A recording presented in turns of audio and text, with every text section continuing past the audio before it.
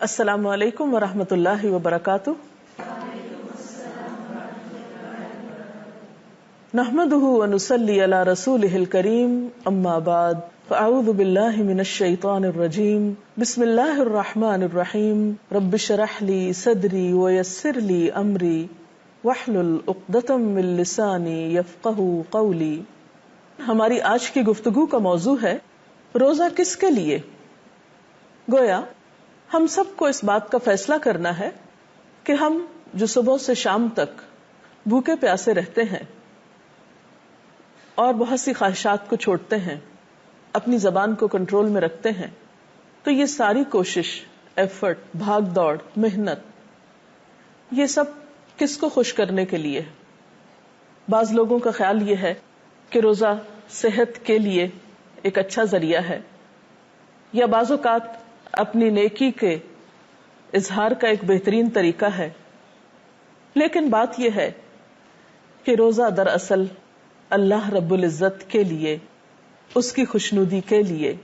اسلام میں کوئی بھی نیک عمل، خواہ وہ چھوٹا ہو یا بڑا ہو، جب تک اس کے پیچھے نیت اچھی نہ ہو، اس کا کوئی اجر نہیں، اس کا کوئی فائدہ نہیں. اللہ سبحانہ وتعالی صرف ہمارے ظاہر کو نہیں دیکھتے، وہ ہمارے دل بھی دیکھتے ہیں، ہمارے سینوں کے اندر چھپی ہوئی نیتوں تک سے واقف ہیں. ایک حدیث میں آتا ہے کہ ان اللہ لا ينظر الى صورکم واموالکم ولکن ينظر الى قلوبکم واعمالکم. اللہ تمہاری صورتوں اور تمہارے مال کو نہیں دیکھتا، بلکہ وہ تو تمہارے دلوں اور تمہارے اعمال کو دیکھتا ہے. اور پھر اعمال بھی وہ جن کے پیچھے نیت اچھی ہو. وہ مشہور حدیث تو آپ سب نے سن رکھی ہوگی کہ انما الاعمال بالنیات، کہ یقیناً اعمال کا دار و مدار نیت پر ہے. نیت کسی بھی عمل کے لیے ایک بنیاد یا فاؤنڈیشن کی حیثیت رکھتی ہے. جس طرح ایک عمارت بنیاد کے بغیر کھڑی نہیں ہو سکتی، خواہ وہ کتنی ہی عالیشان کیوں نہ ہو، جس طرح ایک پودا جڑوں کے بغیر کھڑا نہیں ہو سکتا، ایک بیج کے بغیر ایک پودے کا تصور نہیں کیا جا سکتا، اسی طرح اسلام میں کسی عبادت کا اصل مقصد اس وقت تک پورا نہیں ہوتا، اس پر اجر و ثواب کے بارے میں سوچا نہیں جا سکتا، جب تک کہ اس کے پیچھے نیت اچھی نہ ہو. نیت کا لفظ عربی زبان کا ایک لفظ ہے جس کا روٹ نوا ہے، نون واو یہ. نوا عربی میں گٹلی کو کہتے ہیں. تو گویا جیسے ایک گٹلی ایک پودے کے وجود کا ذریعہ بنتی ہے، اسی طرح اچھی نیت اچھے عمل کی بنیاد بنتی ہے. خاص طور پر روزے کے بارے میں ایک حدیث بھی آتی ہے. عن ابی ہریرہ قال قال رسول اللہ صلی اللہ علیہ وسلم قال اللہ عز وجل کل عمل ابن آدم له الا الصیام فإنہ لی وأنا اجزی بہ متفق علیہ. حضرت ابو ہریرہ رضی اللہ تعالی عنہ سے روایت ہے، کہتے ہیں کہ نبی صلی اللہ علیہ وسلم نے فرمایا، اللہ تعالیٰ فرماتے ہیں انسان کا ہر عمل اس کے لیے ہے سوائے روزے کے کہ وہ صرف میرے لیے ہے اور میں ہی اس کی جزا دوں گا. اور روزے میں خاص طور پر نیت کا اہتمام اس لیے بھی کہ روزہ ایک ایسی عبادت ہے جس میں ایک انسان یا تو خود جانتا ہے کہ وہ یہ عبادت کر رہا ہے یا نہیں، یا اس کا رب جانتا ہے. اور دوسرے لفظوں میں روزہ ایک ایسی عبادت بھی ہے جو ہماری نیت کو اللہ کے لیے خالص کرنے کا ایک ذریعہ بھی ہے. اور اس کے ساتھ ہی ہم دیکھتے ہیں کہ ریاکاری کی عبادت اللہ تعالیٰ کے ہاں سخت ناپسندیدہ ہے. ایک حدیث کے مطابق ایسی عبادات کو شرک قرار دیا گیا ہے. مسند احمد کی ایک روایت ہے عن شداد بن اوس قال سمعت رسول اللہ صلی اللہ علیہ وسلم یقول من صلى يرائي فقد اشرک ومن صام يرائي فقد اشرک ومن تصدق يرائي فقد اشرک. حضرت شداد بن اوس رضی اللہ تعالی عنہ کہتے ہیں، میں نے رسول اللہ صلی اللہ علیہ وسلم کو فرماتے ہوئے سنا ہے، جس نے دکھاوے کی نماز پڑھی اس نے شرک کیا، جس نے دکھاوے کا روزہ رکھا اس نے شرک کیا، اور جس نے دکھاوے کے لیے صدقہ کیا اس نے شرک کیا. تو گویا اللہ سبحانہ وتعالیٰ کی خوشی کی بجائے کسی اور کی خوشی ہو، یا جس میں انسان اس کے لیے اپنے عمل کو خالص کرنے کی بجائے دوسروں سے اس کی شہرت چاہتا ہو یا ناموری چاہتا ہو یا اپنی پاکیزگی کا کوئی دم بھرنا چاہتا ہو. نہیں، اسلام میں عبادت سراسر اللہ کی خوشی حاصل کرنے کا نام ہے. ایسی عبادت کا فائدہ کیا ہے؟ نبی صلی اللہ علیہ وسلم نے فرمایا من صام یوما ابتغاء وجہ اللہ بعدہ اللہ من جہنم. بہقی کی اس روایت کا مطلب یہ ہے کہ جو شخص اللہ تعالیٰ کی رضامندی کے لیے ایک دن کا روزہ رکھے گا اللہ تعالیٰ اس کو جہنم سے دور کر دے گا.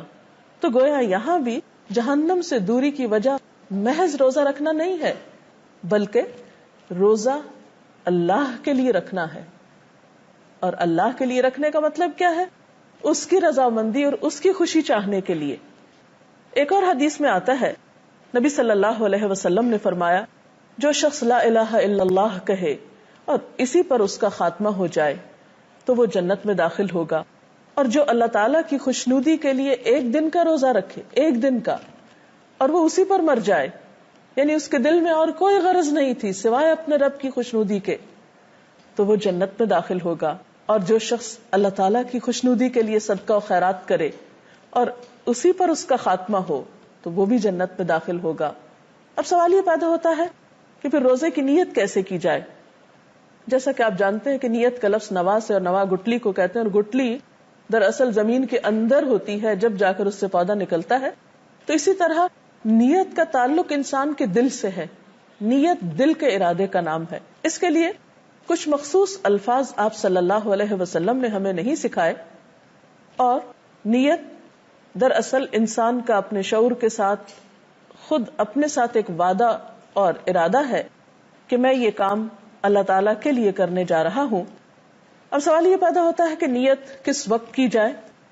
تو روزہ رکھنے کی نیت روزے کا وقت شروع ہونے سے پہلے کر لینی چاہیے، کیونکہ حضرت حفصہ کی ایک روایت میں آتا ہے کہ نبی صلی اللہ علیہ وسلم نے فرمایا من لم یجمع الصیام قبل الفجر فلا صیام له.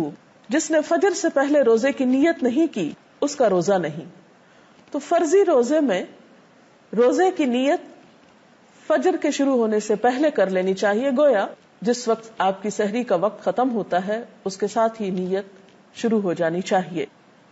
تو خلاصہ یہ ہے کہ انسان جو بھی اچھا کام کرے وہ دکھاوے کے لیے نہ کرے، لوگوں سے جزا پانے کے لیے نہ کرے، لوگوں کی تعریف چاہنے کے لیے نہ کرے، بلکہ اللہ کے لیے کرے. کیوں؟ اس لیے کہ سب کچھ تو ہمیں اسی نے دیا. ہمارے پاس جو کچھ ہے، ہمارا یہ جسم، ہمارے لیے کھانے کی نعمتیں، ہمارے لیے دنیا کی اور ان گنت نعمتیں، یہ سب کچھ کہاں سے ملی ہم کو؟ اللہ رب العزت کی طرف سے.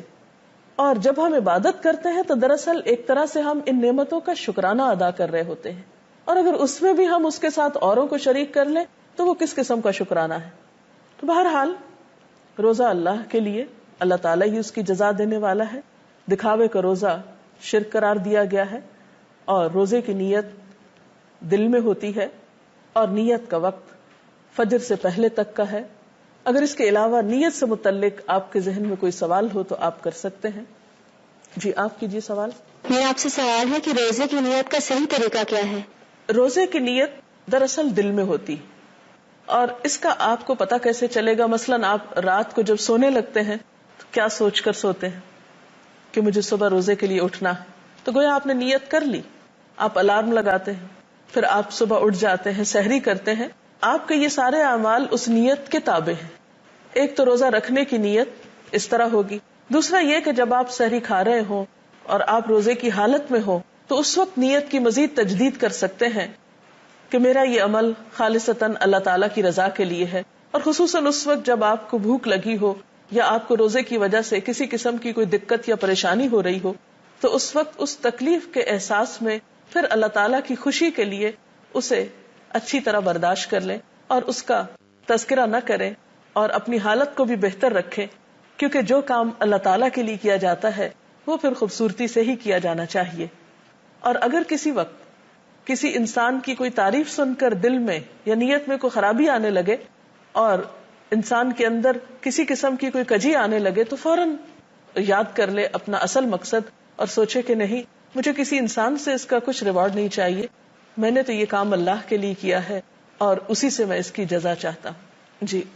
جس سے آپ نے بتایا کہ روزہ ہماری نیت کو خالص کرنے کا ایک ذریعہ ہے، تو ہمیں کیسے پتہ چلے گا کہ ہماری نیت خالص ہے؟ بات یہ ہے کہ روزہ آپ کی نیت کو خالص کرنے کا ایک ذریعہ بھی ہے، اس میں کوئی شک نہیں، کیونکہ اگر آپ چھپ کر کوئی کھا پی لیتے ہیں تو کسی اور کو پتہ نہیں چل سکتا سوائے اللہ تعالیٰ کے، اس لیے یہ عبادت آپ کی اور اللہ تعالیٰ کے درمیان ہے. اب اس میں یہ ہے کہ آپ کو کیسے پتہ چلے گا کہ آپ کی نیت خالص ہے یا نہیں.